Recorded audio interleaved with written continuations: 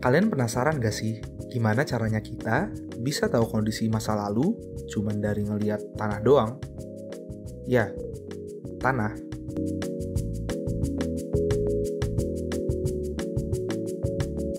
Oke. Sebenarnya bukan tanahnya sih yang kita lihat, tapi apa yang ada di dalamnya. Lebih tepatnya, fosil. Dalam ilmu geologi dan paleontologi, ada suatu metode yang dikenal sebagai analisis biostratigrafi. Sederhananya, ini adalah metode di mana kita melihat kondisi lingkungan masa lalu dengan melihat kehadiran fosil-fosil tertentu yang ada di sedimen. Salah satu contohnya adalah fosil diatom. Jadi, diatom itu apa? Dan gimana caranya diatom bisa nentuin kondisi masa lalu? Singkatnya, diatom itu merupakan salah satu jenis alga yang ada di perairan.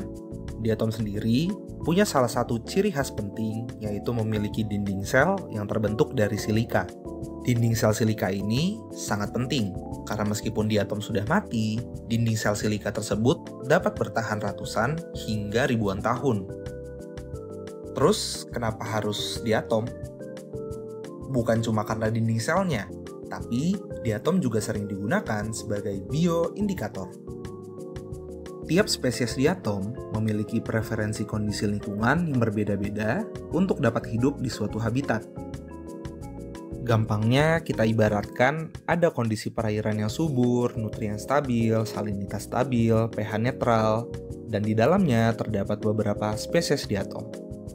Beberapa tahun kemudian, perairan ini tiba-tiba tercemar. Kondisinya jadi berubah. Nutrien tiba-tiba melonjak drastis, pH jadi asam, salinitas rendah.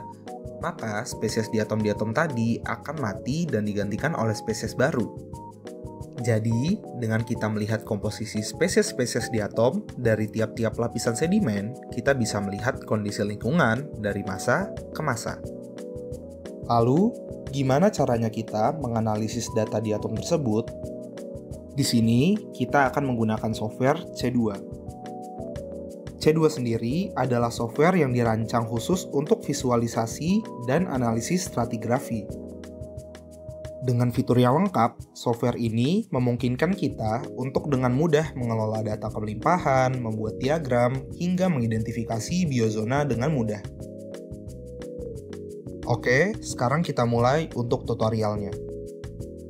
Pertama-tama, yang kita butuhkan adalah data kemelimpahan diatom yang memiliki kemelimpahan relatif di atas 2% dalam format XLS. Selain itu, kita harus memastikan bahwa kita sudah memiliki diagram similarity clustering dari software PAS yang tujuannya adalah untuk mengetahui pembagian zonasi dari diagram C2. Pertama-tama, kita buka software C2, lalu kita pindahkan file XLS kelimpahan relatif diatom ke dalamnya. Setelah masuk di dalam C2, kita klik tombol ini, lalu kita klik OK. Berikutnya, kita klik Add Variables, dan pilih dokumen yang sudah kamu masukkan tadi, dan select seluruh variabelnya. Klik OK. Klik tab Y-axis. Ganti data values menjadi sample codes. Lalu klik Apply. Select seluruh diagram.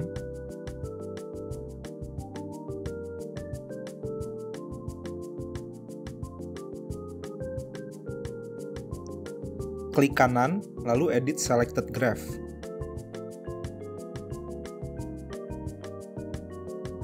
X-aksis maksimum jadi 0,1.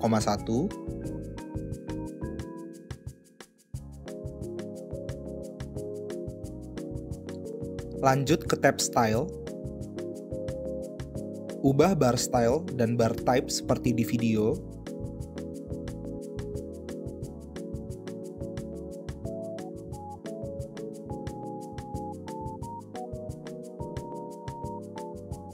Klik Apply All, lalu Close.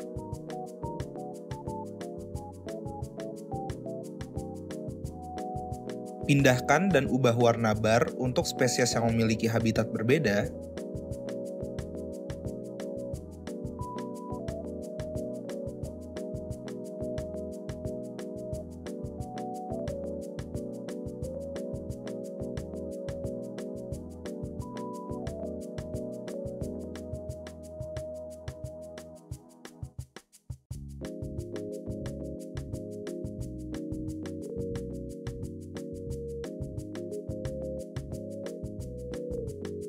Klik kanan dan pilih Edit Diagram.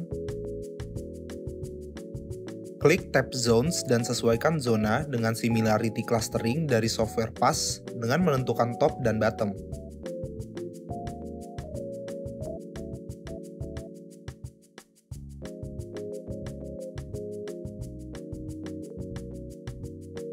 Ubah warna tiap zona, lalu berikan nama untuk tiap zona dan klik Apply All.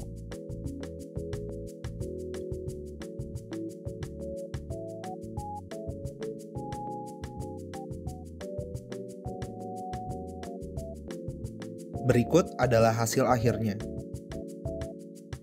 Berdasarkan hasil ini, dapat kita simpulkan bahwa dengan menggunakan diatom yang berasal dari lapisan sedimen, kita dapat melihat pembagian zona dari waktu ke waktu.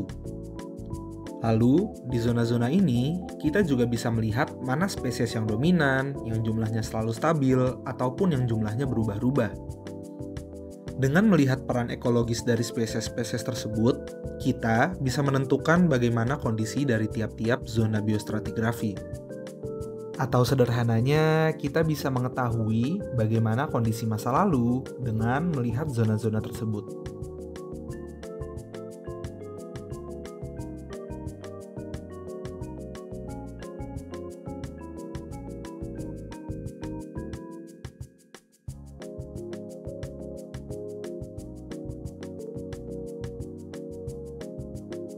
Sekian video dari saya, terima kasih.